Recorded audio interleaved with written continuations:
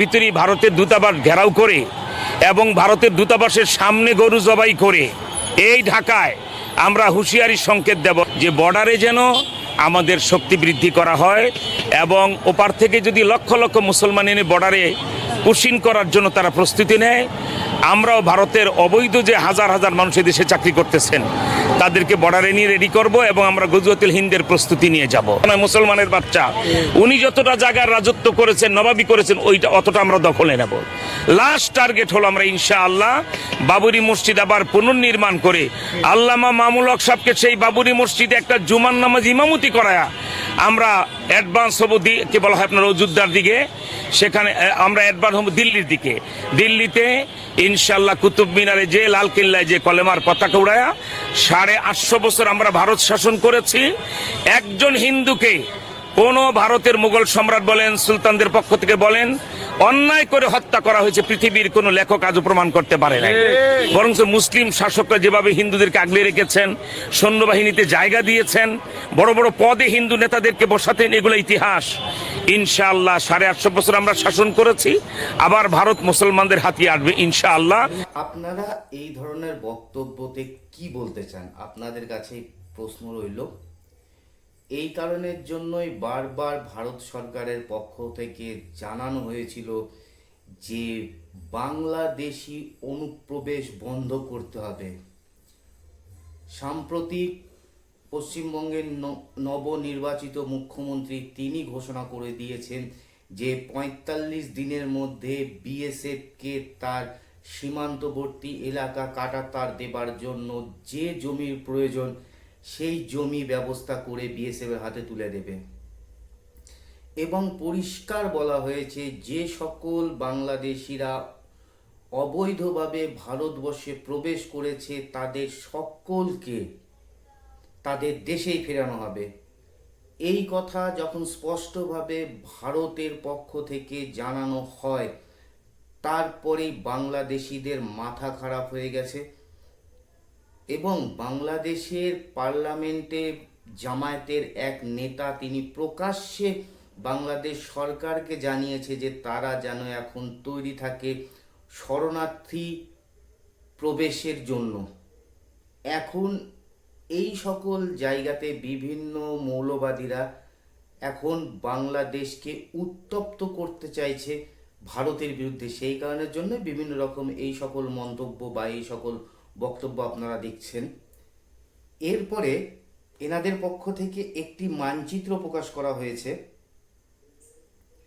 যে মানচিত্রে দেখানো হচ্ছে যে পশ্চিমবঙ্গ সহ বিহার, উড়িষ্যা, গোটা পূর্ব ভারতকে সম্পূর্ণ বাংলাদেশের মধ্যে ঢোকানো হয়েছে।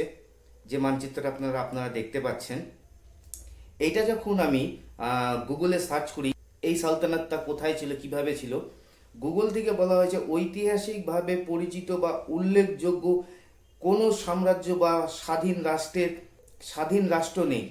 ইতিহাস ও ভূগোল ঘেটেও এই তথ্য পাওয়া যায়নি। তাহলে পরে বুঝুন অযৌক্তিকভাবে এই ম্যাপ প্রকাশিত করা। এর পেছনে মূল কারণটি হচ্ছে সিআইএ।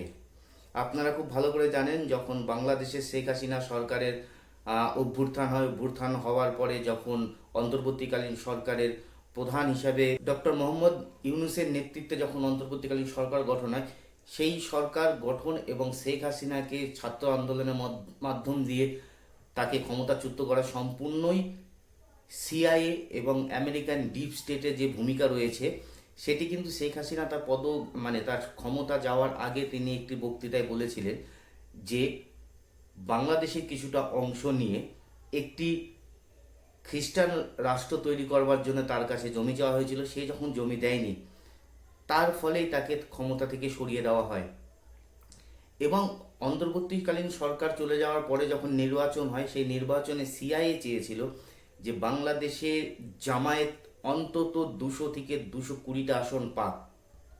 পেলে পরে তারা সম্পূর্ণভাবে বাংলাদেশের কন্ট্রোলকে নিজেদের হাতে নিতে পারবে এবং ভারত সীমান্তকে ডিস্টেবিলাইজ করবে।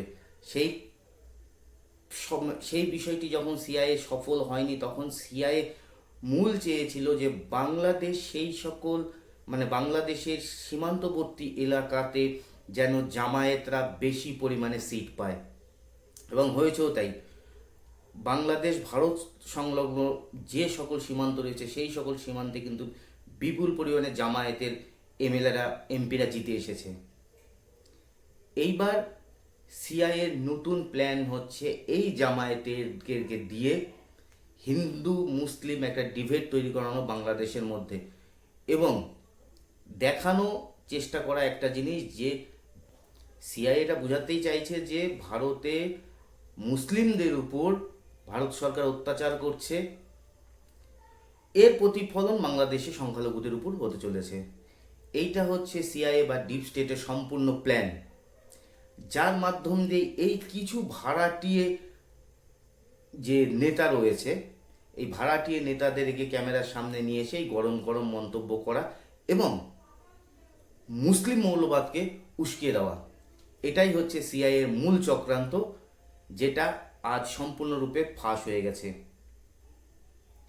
ভারত সরকার এই বিষয় নিয়ে কড়া নির্দেশ দিয়ে দিয়েছে, পুরো সীমান্তকে সিল করে দেওয়া হচ্ছে, এবং বাংলাদেশের এই সকল বিষয়গুলোর উপর বা এই সকল মৌলবাদীদের যে উত্তপ্ত করা কথাবার্তা বা বাংলাদেশকে উত্তপ্ত করা, এই বিষয়ে ভারত সরকারের সম্পূর্ণ নজর রয়েছে। এই ব্যাপারটা নিয়ে আপনারা কি ভাবছেন অবশ্যই কমেন্ট বক্সে লিখে জানাবেন, আর ভিডিওটি যদি ভালো লাগে অবশ্যই চ্যানেলটিকে সাবস্ক্রাইব করে নেবেন।